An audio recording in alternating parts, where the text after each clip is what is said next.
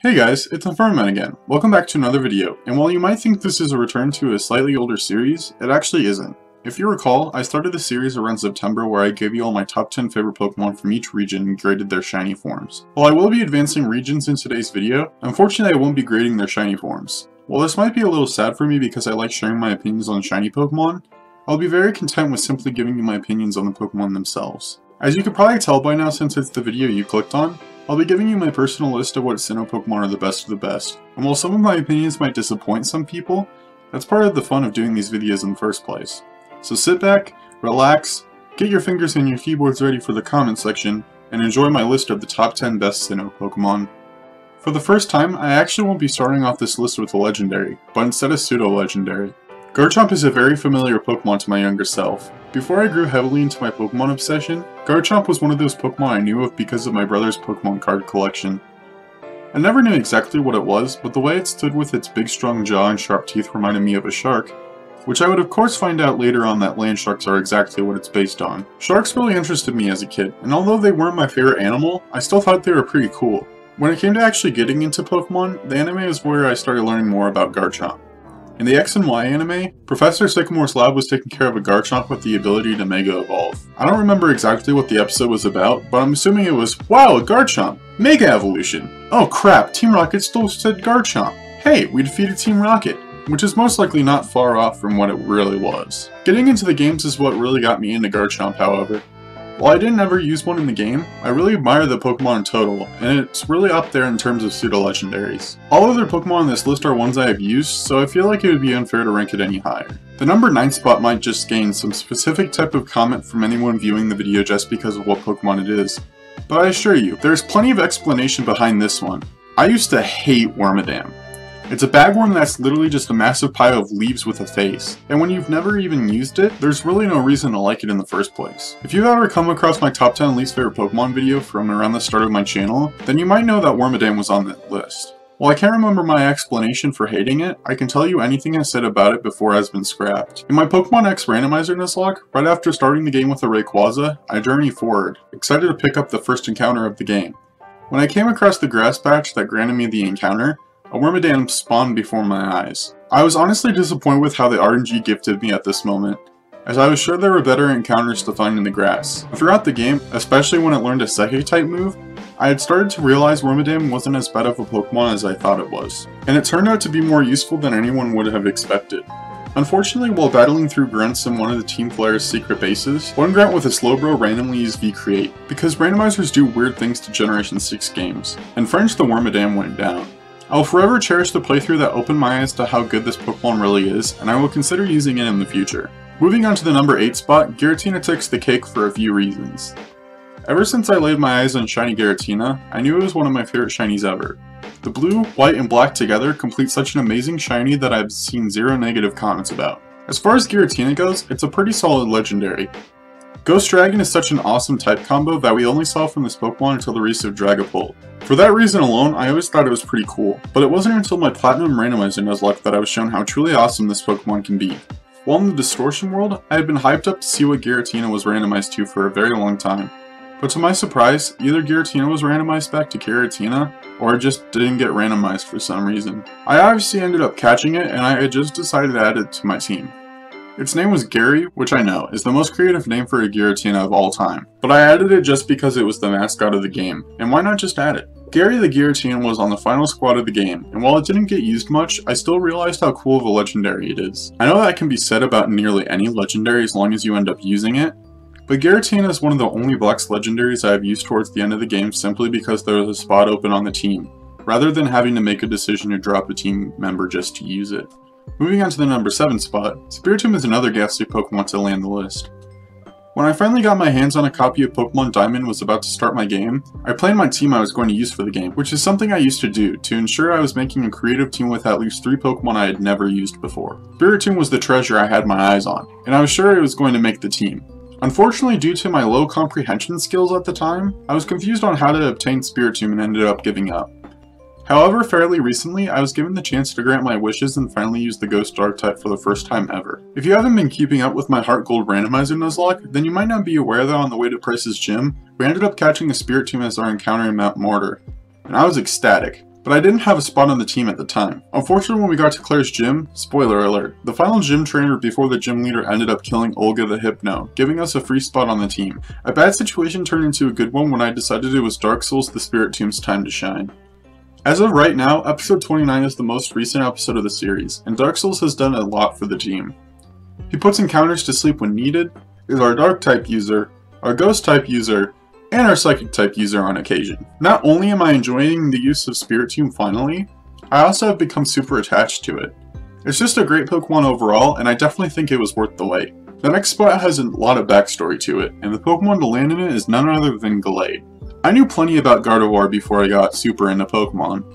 I had seen it in different posts, on card deck sets at my local gas stations, and from the few seasons of the anime I had seen. But it would be a very long time before I found out it had an exclusively male counterpart. As soon as I found out about Gallade, I thought it was an awesome Pokemon. Its blade-like arms contributing to its fighting type as well as its serious mud to contribute to its psychic typing makes it a perfect Pokemon for this combo of types. I also used it a bit when my friend let me try a bit of his copy of Pokemon Diamond. I didn't really get to appreciate Gallade, however, until I played Alpha Sapphire for the first time. I caught a relatively early game, and with it being male, I had to make a decision. One of my first playthroughs of Ruby, I had used a male Gardevoir that I named Drag, but in Oraz, you get to have a Gallade as long as you can get your hands on a Dawnstone, and it isn't easy. When I finally decided on Gallade, I found the Everstone in Granite Cave and gave it to my Kirlia. After many attempts at the Super Training feature to obtain a Dawnstone, my then impatient self decided it was time to call it quits and just evolve it into Gardevoir. Luckily, my friend Jack heard me giving up and said the most beautiful words I had heard in a very long time. Bro, I can just trade you a Wurmple holding a Dawnstone. Thanks to Jack, I ended up with a Gallade on my team before Norman's gym, which made me more than thankful due to the fact that I was able to easily defeat Norman's entire team. The most recent time I used Gallade was when I caught it for my fighting type slot in the Black 2 randomizer type lock. Dexter was a gentlemanly Gallade who broke out of the first ball just to use Heal Pulse before immediately staying in the next ball. He was a trooper through and through, and is the final domino in the stack of reasons why I love this Pokemon so much. The next spot also goes to an evolution to a previously existing Pokemon, and that Pokemon is Rhyperior. I feel like everybody has their favorite generation 4 evolution to a previously existing Pokemon, and while I love Magnezone, Gallade, Electivire, and Magmortar so much, nothing beats Rhyperior.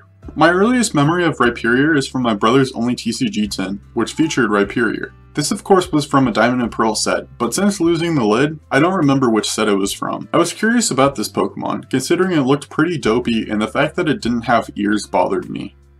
I knew about Rhyhorn and Rhydon of course, but I never made the connection that this Pokemon was from the same line because I didn't even know its name. Now that I have obtained the knowledge of exactly what this Pokemon is, I absolutely admire it. While Rhydon does look super cool, it always has looked like it needed an evolution. I'm sure when it got revealed to the world, people went banana bonkers, but getting into Pokemon half a decade after it was added to a game definitely makes me see Rhydon as unfinished and needing of an evolution. I've only used Rhyperior once in a playthrough of Pokemon X, but I love this Pokemon overall as my favorite ground type and my primary gym Pokemon in Pokemon Go. Moving on to the number 4 spot, we make another Smash Bros reference as Lucario Extreme Speeds onto the list.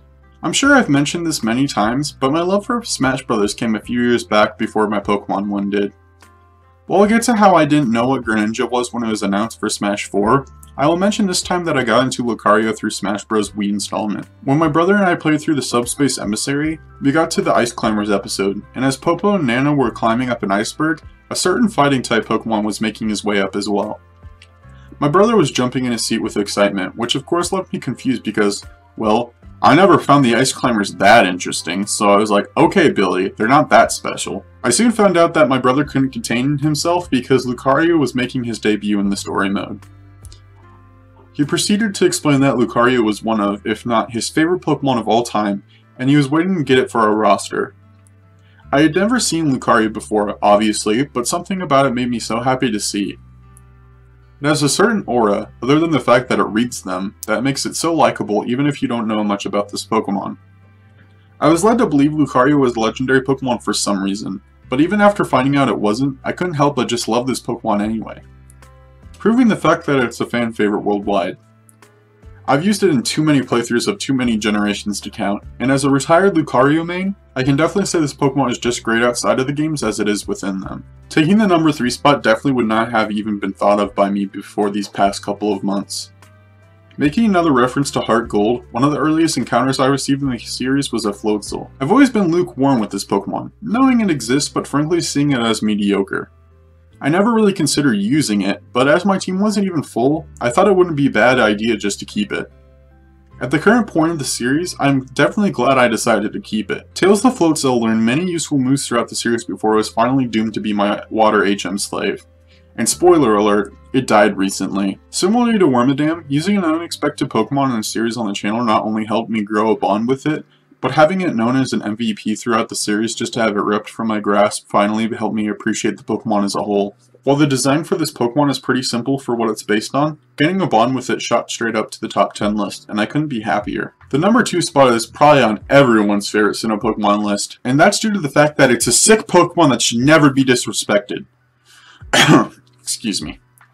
That Pokemon is Luxray, and for good reason.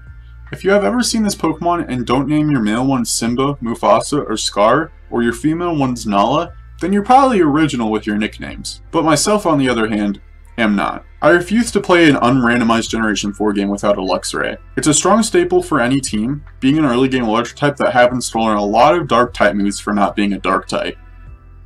I also used it in Pokemon Brick Bronze on Roblox a few times, and finally got a shiny one in the Isle of Armor through the Masuda method. Just to make another reference to Heart Gold, one of the original squad members, Nala, shocking right, the Luxray, kicked a lot of butt until it met its end a few episodes later. While she wasn't the first death, she was the most recent one until Olga died 4 gyms later. While I couldn't say this experience boosted my love for Luxray, I can say it reminded me of how cool this Pokemon is. I know so many fans could agree a Sinnoh playthrough just isn't the same without it, and I just love it a lot. While I just gave a lot of praise to Luxray, my favorite Sinnoh Pokemon definitely is justifiable for being higher on the list. It should be no surprise that a starter would be high on this list. People absolutely adore Sinnoh starter Pokemon, and while one is definitely overrated in my eyes, I will say I love it, just not as much as the other Pokemon on this list. This could be a shocker to some, but my favorite Sinnoh Pokemon is Torterra. You could not tell me this Pokemon design is not a good one. The fact that they made a Pokemon with an entire terrain on its back is so freaking awesome to me. And not only that, they chose for it to be a freaking turtle. While Gigantamax Snorlax tried to steal Torterra's thunder, I don't hate it, but it's basically Walmart Torterra if you're asking me. Just like Trico and Hoenn, I find it hard to play through Sinnoh without choosing Turtwig. I played through Sinnoh one time with Chimchar, and while it was enjoyable, I couldn't help but miss Torterra. I definitely like Empoleon a bit more than Infernape, but all 3 are awesome starter final evolutions. When it comes to colors, green is my second favorite, and no color works better with it than black. I don't know what makes it so aesthetically pleasing besides just being those 2 colors together, but I've always loved Torterra's nose. I definitely love water type starters more than the other 2 types, but Torterra's totally loved as one of the 2 grass type starters I prefer, and I simply can't be convinced the others are better. Well guys, there you have it. Those are the 10 Pokemon from the Sinnoh region I personally see as better than any other. I'll be continuing this series later with my favorite Unova Pokemon, but for now, let me know what your favorite Sinnoh Pokemon are, and if you actually hate any of the Pokemon on my list. But I can't promise you I won't bring out any torches. That's going to do it for this video, so make sure you like, subscribe, and ring the notification bell so you can be notified about any future uploads on my channel. This is Inferno Man burning out, and I'll catch you guys in the next video. Goodbye.